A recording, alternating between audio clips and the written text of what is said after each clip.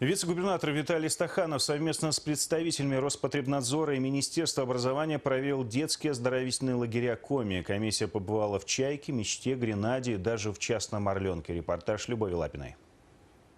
Я смотрю, кровлю поменяли уже на... Кровлю поменяли, ну вот на этих корпусах поменяли, вот на старых корпусах вот, там, да. Корпуса еще нет.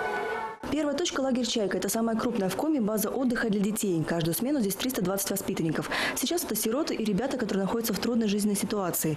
Все вожатые перед трудоустройством прошли целых 4 ступени проверки. Наличие педагогического образования обязательно. Кроме того, сейчас в лагере работают волонтеры из Финляндии.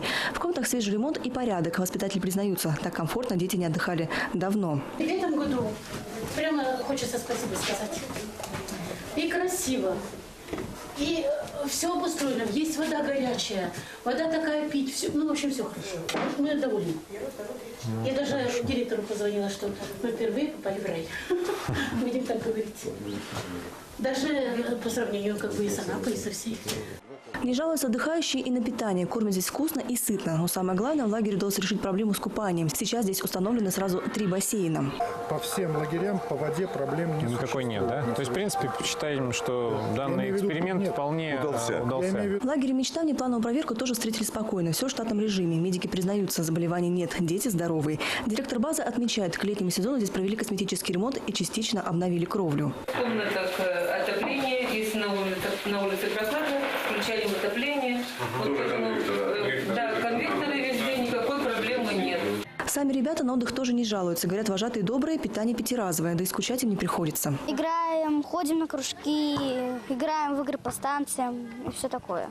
Еще одна гордость – макет лагеря. Его сделали специально к этому сезону. На каждый день приходится своя палатка и свои акции. То есть эта форма у нас новая, это как уголок нашего лагеря. Впервые вот сделали такой макет.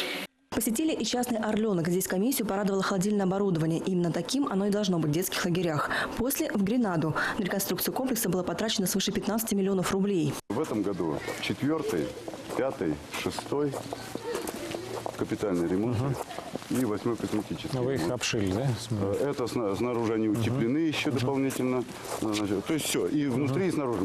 При каждой комнате свой санузел и мини-ванна. Дети могут в любой момент ополоснуть ноги. Кроме того, сейчас в Гренаде появились сушильные камеры. Увиденным Виталий Стаханов остался доволен. Надо сказать, что инфраструктура оценивается в принципе хорошо. Более того, за последние годы и в том числе за прошлый год достаточно много сделано при подготовке к этому сезону. В частности, вот в Гренаде 4 даже объекта были капитально отремонтированы и реконструированы. Вот, по Гренаде остается у нас из спальных корпусов 1 на реконструкции. В принципе, мы это сделаем уже к началу следующего сезона. В ходе поездки комиссия наметила планы на следующий год. Теперь важно определить, какой объем средств нужен, чтобы воплотить задумки в жизнь. Любовь Лапина, Иван Богомолов, телеканал Юрган, Сыктывдинский район.